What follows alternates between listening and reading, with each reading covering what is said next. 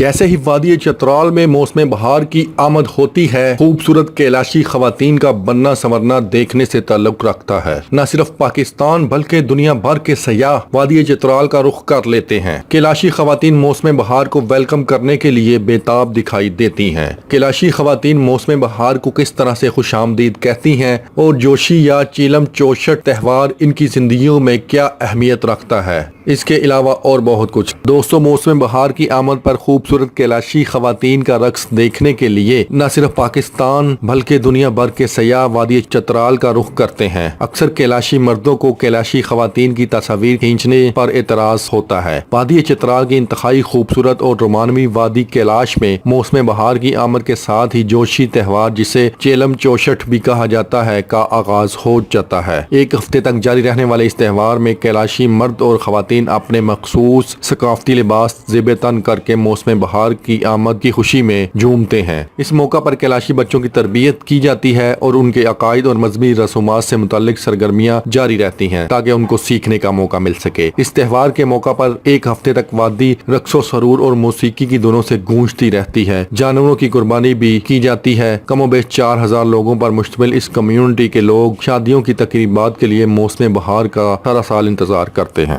دوستو، اب آپ کو بتاتے ہیں کہ نہ صرف پاکستان بلکہ دنیا بھر سے آئے ہوئے سیاح وادی چترال میں کیا ڈھونڈتے ہیں۔ ان کی اصل نظر خواتین پر ہوتی ہے جن کی سائیدہ جی دنیا بھر سے نرالی ہوتی ہے۔